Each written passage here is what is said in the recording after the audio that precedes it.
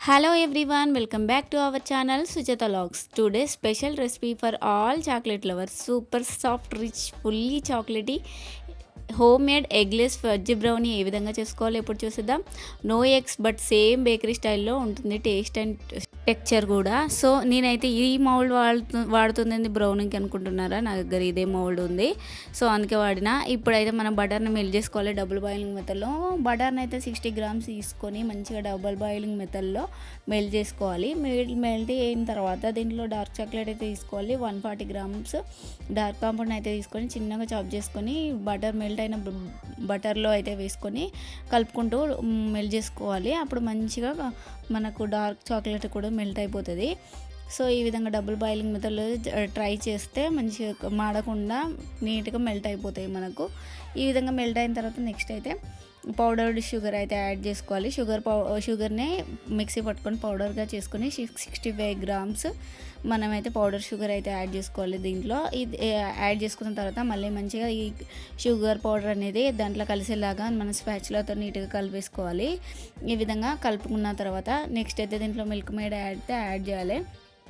Milk made అయితే 2 tablespoon milk made అయితే add చేసుకోవాలి. మనకైతే టేస్ట్ అయితే చాలా చాలా బాగుంటుంది మిల్క్ మేడ్ యాడ్ చేయడం వల్ల.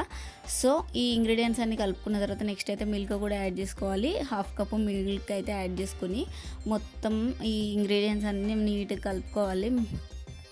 మన స్పాచులా లేదా మనం విస్కర్తో అయితే మంచిగా మిక్స్ అయిపోతుంది.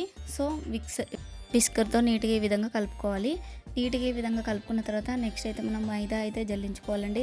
మైదా and cocoa powder and baking powder అయితే 3 ingredientsని మనం స్ట్రెయినర్తో స్ట్రెయిన్ చేసుకోవాలి. దీంట్లో మైదాను అయితే 95 grams మైదాను అంటే 3/4 cup వస్తుందండి. మైదాను 95 grams and baking powder 1/4 teaspoon అయితే యూజ్ చేసుకొని నెక్స్ట్ కోకో పౌడర్ని అయితే 4 tablespoon యాడ్ చేసుకొని ఈ ఇంగ్రీడియంట్స్ అన్నిటిని మనం జల్లించుకోవాలి స్ట్రెయినర్ సహాయంతో. వీడియోలో చూపిస్తున్నట్టుగా నీట్గా మైదా and cocoa powder and baking powder అన్నిటినీ యాడ్ చేసుకొని వీడియోలో చూపిస్తున్నట్టుగా నీట్గా స్ట్రెయిన్ చేసుకోవాలి.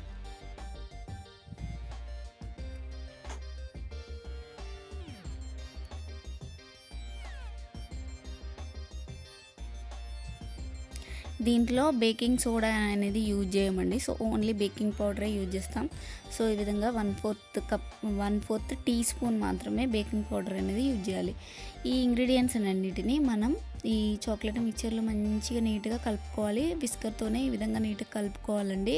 అన్నీ చక్కగా నీట్గా కలవాలి. కలిసేలాగా మనం విస్కర్ సహాయంతో నీట్గా కలుపుకోవాలి. స్పాచులా అవసరం లేదు దీనికి. అండ్ రిబ్బన్ కన్సిస్టెన్సీ అనేది కూడా అవసరం లేదు. మనకు బ్యాటర్ అనేది ఫజ్జీ బ్రౌనీకి అయితే ఈ విధంగానే థిక్గా ఉంటుంది. సో ఈ విధంగా మనం అన్నిటినీ నీట్గా ఒకసారి ఈ విధంగా కలుపుకున్న తర్వాత మనకు కన్సిస్టెన్సీ అనేది మామూలుగా ఈ విధంగానే ఉంటుంది. రిబ్బన్ కన్సిస్టెన్సీ అనేది ఉండదు. సో ఈ విధంగా కలిసిన తర్వాత నెక్స్ట్ అయితే మనకు ఏ మౌల్డ్లో అయితే ఈ బ్యాటర్ వేసుకోవాలో మౌల్డ్లో అయితే వేసుకోవాలి.